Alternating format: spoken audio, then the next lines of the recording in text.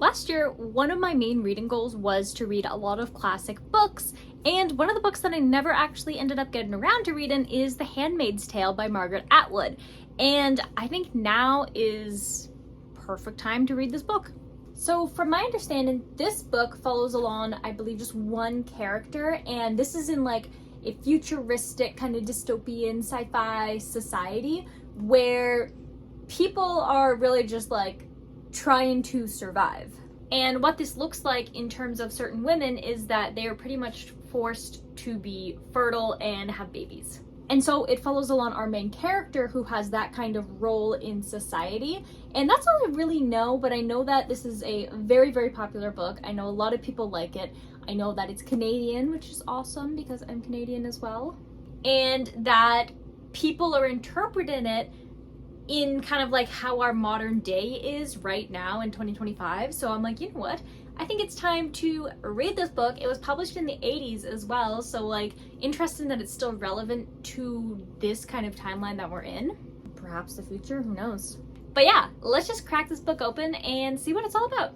And if you've seen the Handmaid's Tale TV show, go ahead and subscribe.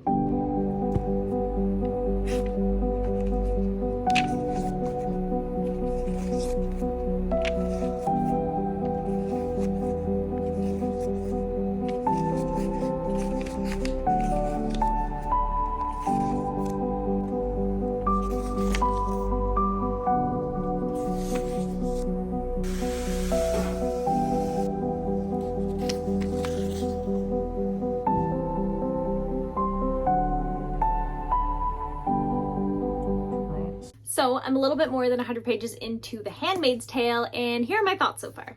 I really like that even though this book is a classic book, because it's not super, super old, it's like the 80s, that it doesn't have that really hard to read old-timey writing that I struggled with, especially with Dracula.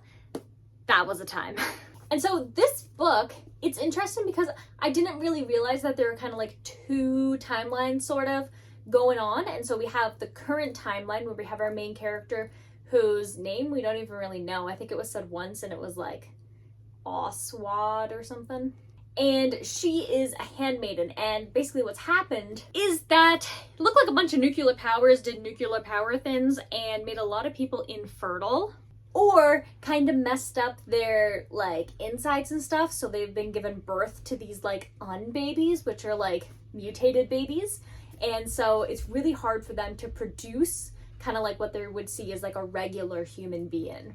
And so because of this, there's obviously a very low kind of like population. And so these handmaidens are, I don't know if they are chosen or if they volunteer. I don't really understand how it works, but they're basically the baby producing machines. And so they have to go to these places, spend time with these guys, and they're usually like men of higher ranks because, you know, higher rank automatically means that they're better, you know? And so to try to basically get pregnant. And there's like a limit too, because like they can only try, I think, for maybe like 2 years or so. And if they don't get pregnant, it's their fault, not the man's, because they say that it's impossible for a man to be infertile and it must be the woman's fault. And I was just like, oh my goodness. Oh, you know, but that's the point of this book. That's the point of this book. That's the whole like kind of thing that's happening in this book, that it's like women are just seen as these objects and everything that has been evolving has been devolved. And now they're just baby making machines. They're nothing else, nothing other than that. And the fact that this was written in the 80s in Canada, now, I wasn't around in the 80s in Canada, but I imagine that that was probably like a very interesting time to live. And so the fact that the author has kind of created this world during that timeline, that freakily enough is very believable and kind of mirrors a lot of like stuff that's happening right now, which makes a lot of sense about why this book is trending all the time. But like, it's super interesting and it's scary because it's realistic. It's not like horror ghost scary. It's, hey, this is a possible reality. And so that's kind of like the first timeline. And so although it's not actually two timelines, we often go back into our main character's memories of before being the handmaiden.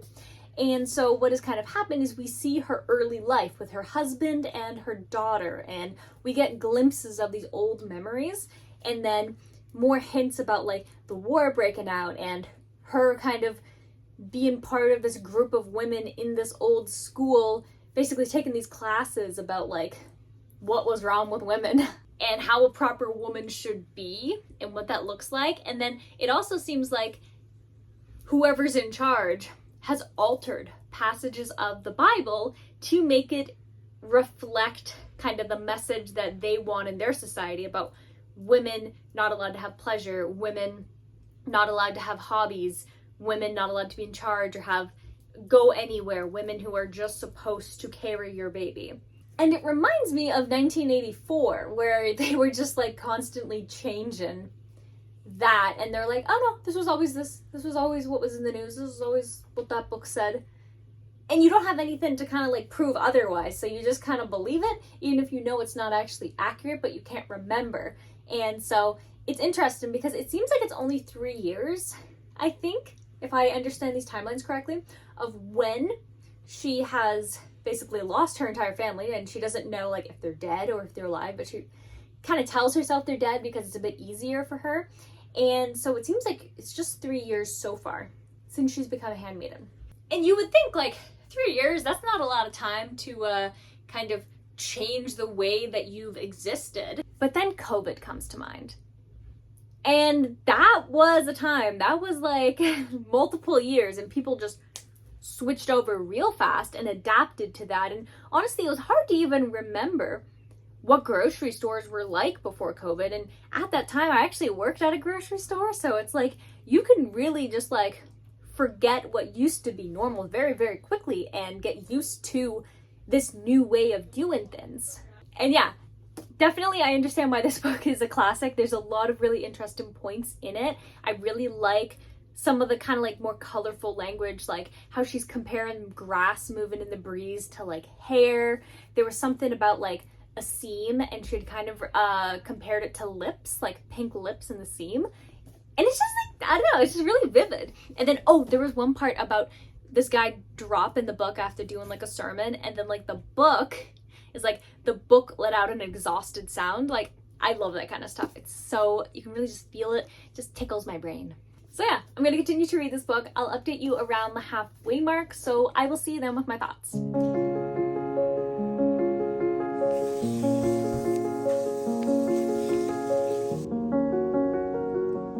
So I'm definitely more than halfway through The Handmaid's Tale, and this book is still super interesting and like freaky at the same time, you know?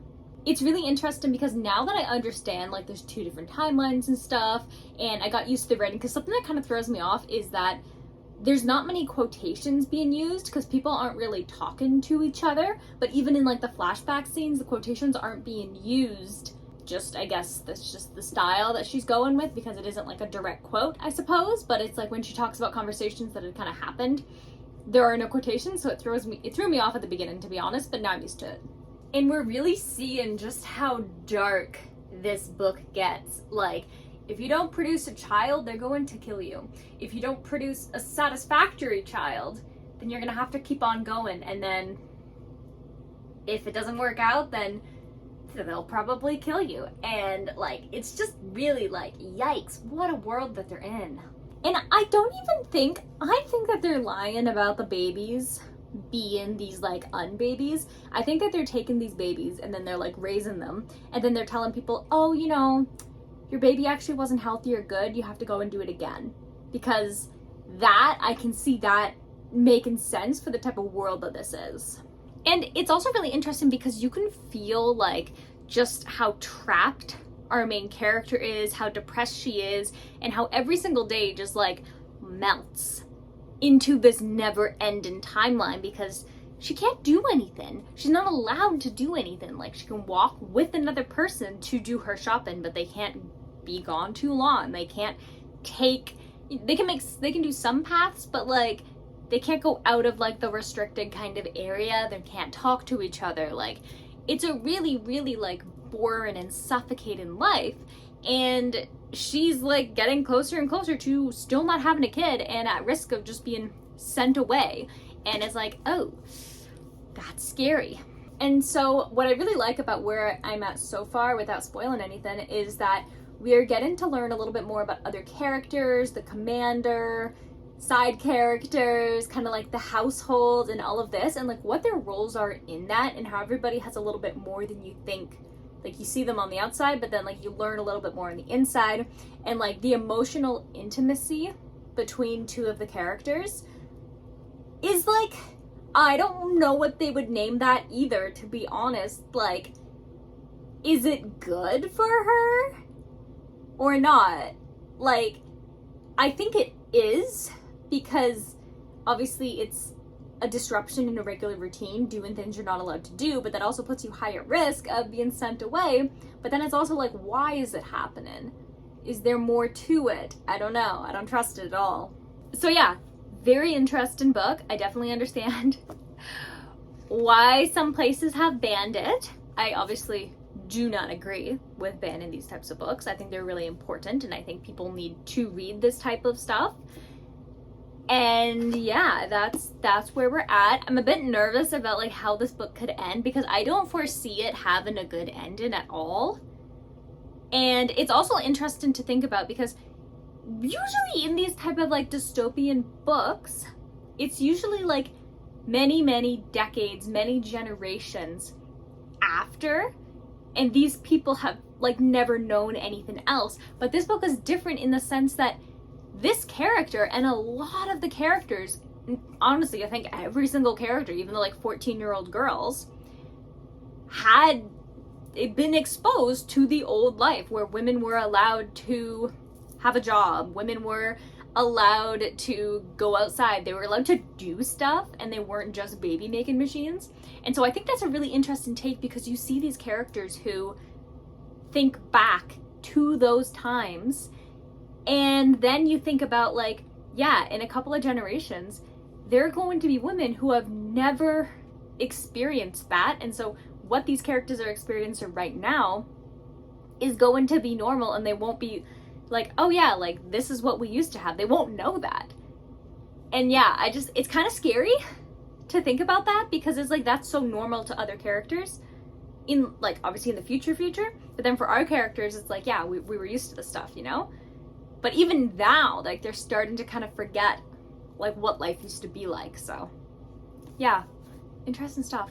So I'm going to continue to read The Handmaid's Tale, and I'll update you when I finish the book. So I will see you then with my final thoughts.